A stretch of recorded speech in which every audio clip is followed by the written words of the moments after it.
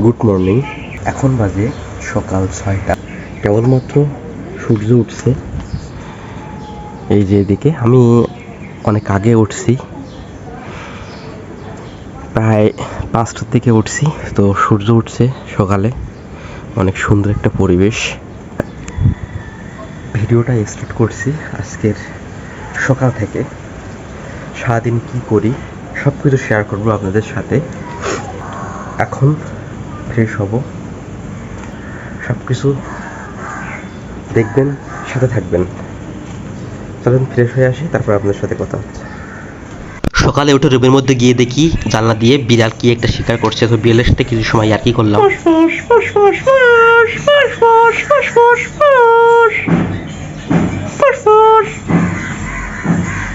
তারপরে আমি চলে যাই আমাদের স্যারের কোচিং সেন্টার ওখানে। আর এই কোচিং সেন্টারে গিয়ে এই যে বড় মনিটরটা দেখতে পাচ্ছেন, এই মনিটরটা ঢাকায় পাঠাতে হবে। তার জন্য কোরিয়ার সার্ভিসের ওখানে ওরা লোক আসছিল ঢাকার থেকে সেটা নেওয়ার জন্য। আর সেটা আমি সুন্দরভাবে তাদেরকে দেখিয়ে দিচ্ছিলাম, গুছিয়ে দিচ্ছিলাম এবং প্যাকেটে ভরে তারা নিচে নিয়ে যাবে, তারপর গাড়িতে করে নিয়ে যাবে ঢাকায়। তারপরে আমরা সন্ধ্যার দিকে চলে আসি আব্দুর রহমান ভাই আর আমি। এই যে এসএ পরিবহন সুন্দরবন কোরিয়ার সার্ভিস আছে আমাদের যে পার হাউস মোড়ে, সেখানে চলে আসছিলাম যে আমাদের এই নামে একটা পার্সেল আসবে। তার জন্য তারা দেখছিল যে আইছে কিনা। চেক দিয়ে আপনার এটা কি নাম কি বৃত্তান্ত 1 মিনিট সময় দেন।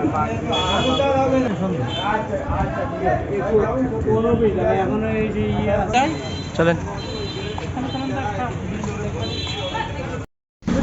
তারপরে আমরা চলে আসি এই যে টাইলসের দোকান আছে পার হাউস মোড়ের এখানে, টাইলসের দোকান এদিকে চলে আসছিলাম। বা যে মানে রুম সাজানোর জন্য, ডেকোরেশন করার জন্য যে জিনিসগুলো, অ্যাক্সেসরি জিনিসগুলো আছে, সেই দোকানে আসছিলাম আমরা। মূলত টাইলস দেখার জন্য আসছিলাম। তারপরে ভাই বাসায় একটু কাজ করাবে, কিছু জিনিস নেবে, তার জন্য এই যে দেখছিলাম। ভাই আমাকে বলছিল যে কোনটা নেবো কোনটা নেবো কোনটা নেবো। সো আমি ভাইকে বলছিলাম, আর সাথে সাথে একটু ভিডিও করছিলাম। আর 3-4 জায়গায় গেছিলাম, কিন্তু ভিডিও মানে করা বন্ধ ছিল, যে ভিডিও করা যাবে না, যার কারণে ভিডিও করতে পারিনি। আর এই যে এই দোকানটায় বলছিল যে ভিডিও করা যাবে, তো ভিডিও করতেছিলাম আমরা।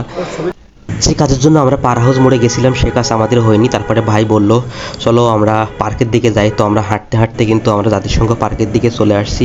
জাতিসংঘ পার্কের এই যে মাথা মানে পিছন দিকটায়।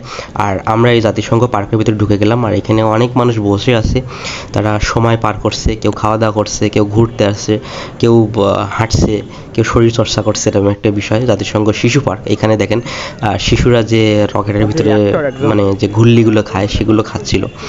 অনেক সুন্দর একটা পরিবেশ, অনেক সুন্দর একটা মোমেন্ট। আর এই দিক দিয়ে দেখেন মানে বাচ্চাদের মানে এটা কিন্তু ফোমের। তারপরে আমি এই যে বের হয়ে যাচ্ছিলাম, ভাই বলছে আমার একটু কাজ আছে এই যে মোড়ের এখানে। আর আমি চলে যাচ্ছিলাম বাসার দিকে। তো বাসার দিকে আমি চলে আসছিলাম।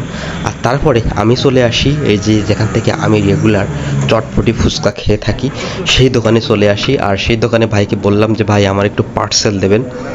তো ভাই পার্সেল বানাচ্ছিল সুন্দর করে, যেমনটা বানায় অনেক সুন্দর করে। ভাই এই যে অনেক সুন্দর করে বানাচ্ছিল। আমার পার্সেলটা অলরেডি রেডি হয়ে গেছে। এই যে